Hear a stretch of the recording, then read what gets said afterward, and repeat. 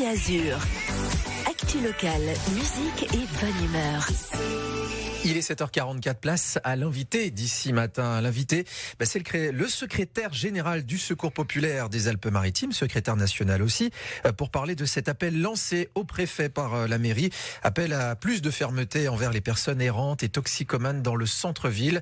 C'est Jean Stelitano qui est avec nous. Bonjour. Bonjour. Pour commencer, je vous propose d'écouter le premier adjoint au maire de Nice, Anthony Boré. Nous avons besoin d'une action forte de la police nationale pour pouvoir endiguer ce phénomène très croissant. Et j'attends de la part de la police nationale qu'il s'engage aussi fortement que la police municipale peut le faire.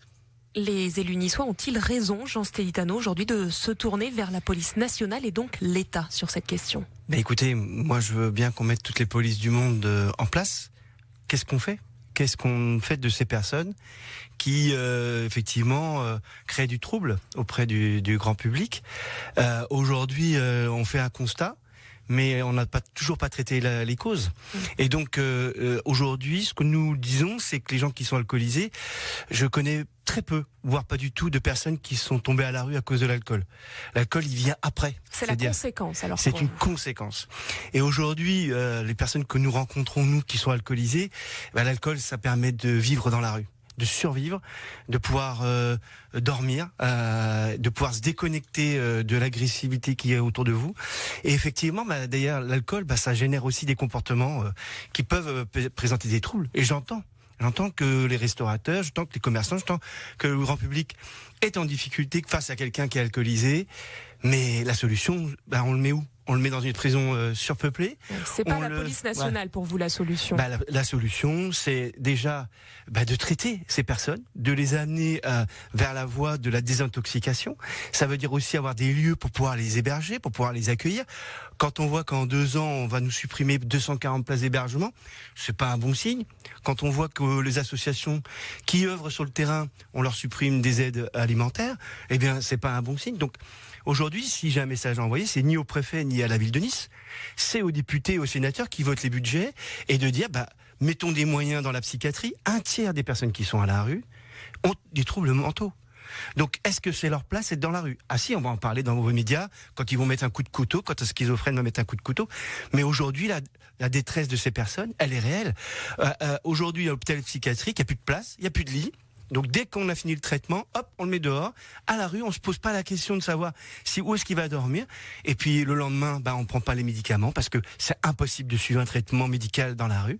Voilà, des accueils de jour de psychiatrie, il faut les redévelopper en ville, pas à l'extérieur de la ville. Pourtant, Jean Stelitano, vous le savez, c'est pas si simple. Il y a des personnes qui refusent parfois de l'aide des services sociaux ou de l'aide médicale.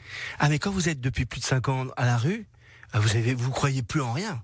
On vous a fait toutes les promesses du monde, on ne croit plus en rien. Donc c'est vrai qu'aujourd'hui, nous on travaille avec des accueils de jour pour recréer ce lien, recréer ce tissu, cette confiance. Les personnes ont plus d'estime d'eux-mêmes déjà. Pour commencer, on devient un sous-homme. Et puis derrière, on vous dit tiens, je vais te proposer, on va t'amener dans un. Oui, mais attends, tu me connais, qu'est-ce que tu sais de ma vie ? Qu'est-ce que tu sais de ce que j'ai subi ? Donc, apprendre à connaître déjà les gens. Aujourd'hui, on entend parler de ces étrangers qui sont alcoolisés, d'origine des pays de l'Est et tout. Oui, mais ils sont sur le territoire depuis 10 ans, 15 ans. Ils viennent de Russie, de Tchétchénie. On les renvoie là-bas ? Et vous le dites vous-même, vous comprenez les riverains, vous comprenez les commerçants. Mais les structures d'accueil, est-ce que ça va les aider ? Est-ce qu'il faut pas du tout de policiers pour réguler tout ça ? Il faut bien sûr, parce qu'il faut protéger. Il faut protéger les gens, parce que les comportements, il y en a. Des agressions, il y en a. Des menaces, il y en a. Mais bien sûr, je dis pas ça. Ce que je dis, c'est que ça suffit pas. Il faut les deux. Il faut aussi prendre les gens et leur donner les moyens, les pouvoir suivre leur traitement. Le parcours contre l'addiction à l'alcool ou aux drogues, ça nécessite des moyens. Or, les sénateurs et les députés, depuis qu'on nous dit qu'il n'y a plus d'argent dans les caisses, on réduit aussi la part pour l'aide aux personnes en plus grande précarité. Ici matin, il est 7h48. Notre invité, on le rappelle, Jean Stelitano, le secrétaire général du Secours populaire dans les Alpes-Maritimes. Autre question. La distribution de la rue Faudéré a été déplacée au parc Thiol. Les maraudes de place Garibaldi déplacées également. Est-ce que ça a permis de régler le problème ou du moins de le diminuer, ça? Ah bah pour les personnes qui sont concernées de ces quartiers-là, oui. Oui. À Faudéré, je pense que les riverains ont dû apprécier le fait qu'il y ait pu effectivement le soir un regroupement d'hommes. Voilà, ça c'est clair. Sur la place Garibaldi, là c'est différent. Pourquoi les sans domicile sont place Garibaldi? Tout simplement parce qu'il y a des touristes. Et à partir du moment où il y a des touristes, ça veut dire qu'on peut faire de la mendicité. Donc aujourd'hui, le point de convergence des personnes, c'est pas aller vers un point de distribution alimentaire. Parce qu'ils peuvent y aller, mais ils vont automatiquement revenir vers les points où il y a des touristes, où ils vont pouvoir faire de la mendicité. Mais on peut éviter la mendicité si déjà toutes les personnes qui sont sans papier depuis 10 ans, on leur donnait des papiers pour qu'ils puissent à leur tour travailler. Et ça éviterait qu'ils tombent dans la délinquance, dans les quartiers des Moulins, où là, le recrutement est facile de personnes sans papier.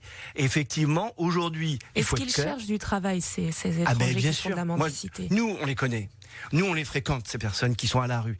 On le sait, leur capacité. Bien sûr qu'il y en a beaucoup qui sont en détresse, qui sont plus en capacité. Mais ceux qui sont en capacité nous disent, donnez-nous des papiers, on va aller travailler et on va faire le travail que beaucoup de Français ne veulent pas faire. Pour revenir sur ces maraudes de place Garibaldi qui ont été déplacés, c'était les propos de la ville de Nice de dire déplacer les maraudes et il y aura plus de SDF. Ça marche pas. Ça marche pas. Aujourd'hui, la question, c'est que Nice est une ville très attractive. On a ce qu'on appelle nous les SDF sac à dos, ceux qui viennent d'autres régions, parce que aujourd'hui on est la deuxième, voire la première région de France à attirer des touristes. Automatiquement, on attire aussi d'autres trafics. Faut pas se cacher, la prostitution, la drogue. On attire aussi les sans domicile qui eux viennent chercher de quoi avoir de l'argent pour pouvoir survivre. Ça veut dire qu'avec l'été qui arrive, ça va encore s'aggraver, ces sans-abri dans le Comme tous centre-ville. les ans, et en face de ça, des associations qui sont en grande difficulté, des manques de moyens, mais aussi des bénévoles qui ont besoin de repos et qui donc certaines associations vont fermer, d'autres vont essayer de les remplacer. Donc l'été est toujours un moment très très difficile et contrairement à ce qu'on croit, l'été tue beaucoup plus de gens à la rue que l'hiver. Oui, on dit toujours que les sans-abri ont froid, mais ils ont chaud également. Ils souffrent de la chaleur. Lutter contre la chaleur, c'est très difficile. Avoir des points de rafraîchissement dans la rue, c'est quasi impossible. Pour conclure, Jean Stelitano, est-ce que vous avez un message à adresser aux Niçois qui subissent aussi l'agressivité de certains sans-abri? Eh bien, déjà, d'essayer de comprendre pourquoi ils sont agressifs et aujourd'hui aussi de dire à leurs élus, les députés et sénateurs, voter des lois, non pas pour que les gens soient mis à la rue ou en prison, ils sont en surnom, mais voter des lois pour donner des moyens à la psychiatrie, donner des lois pour que, effectivement, ceux qui sont sur notre territoire depuis 10 ans, on leur donne le droit de travailler. Et vous verrez le décroître. Et puis, dernier point, aidons nos jeunes qui sortent des foyers de ce qu'on appelait avant la DAS, qui s'appelle maintenant la ZE.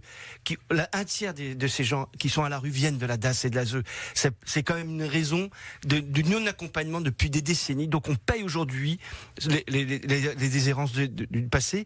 Et donc donnons des moyens aussi dans l'accompagnement de ces jeunes jusqu'à 25-28 ans. Et vous le dites ce matin sur l'antenne d'Ici Azur. Jean Stelitano, vous êtes le secrétaire général du Secours populaire dans les Alpes-Maritimes, mais aussi au niveau national. Merci d'avoir été notre invité ce matin. Merci.